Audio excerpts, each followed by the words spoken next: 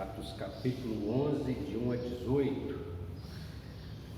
Chegou ao conhecimento dos apóstolos e dos irmãos que estavam na Judéia que também os gentios haviam recebido a palavra de Deus.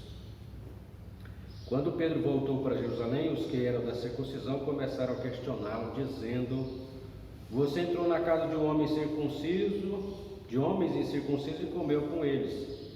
Então Pedro passou a fazer-lhes uma exposição por ordem, dizendo: eu estava na cidade de Jope orando, e num êxtase tive uma visão em que observei descer um objeto como se fosse um grande lençol baixado do céu pelas quatro pontas, vindo até perto de mim, e olhando atentamente para dentro daquilo, vi quadrúpedes da terra, feras, répteis e aves do céu.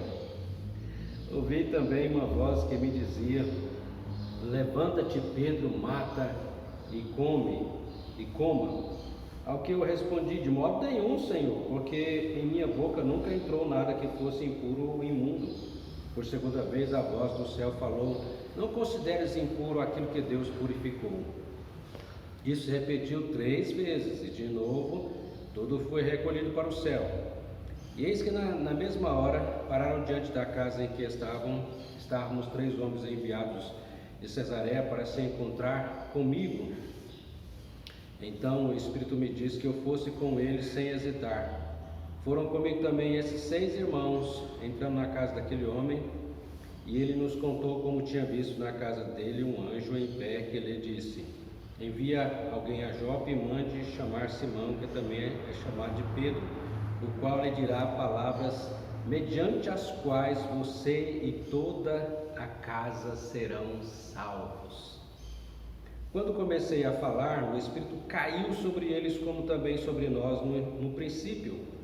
Então me lembrei da palavra do Senhor, quando dizia: João na verdade batizou com água, mas vós sereis batizados com o Espírito Santo.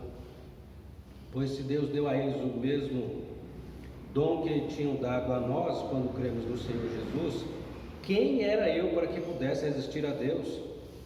Quando os demais ouviram isto, acalmaram-se e glorificaram a Deus, dizendo: então também aos gentios Deus concedeu o arrependimento para a vida. Então também aos gentios Deus concedeu aos não-judeus o arrependimento para a vida.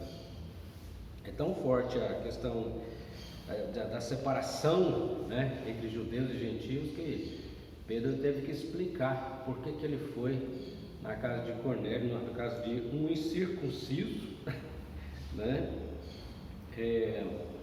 E lá pregou o Evangelho. Deus maravilhosamente, diz o versículo 14, né, falando para Cornélio, que o qual lhe dirá palavras mediante as quais você e toda a casa serão salvos. As palavras que Pedro está anunciando para a salvação.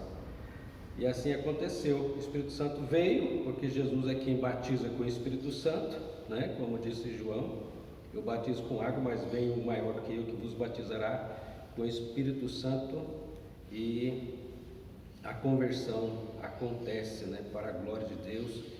E é interessante, o verso 18 final diz que Deus é quem concede, né? Deus concedeu o arrependimento para a vida. O arrependimento é uma dádiva de Deus, é uma bênção de Deus. Felizes daqueles que se arrependem e creem em Cristo como Senhor e Salvador das suas vidas.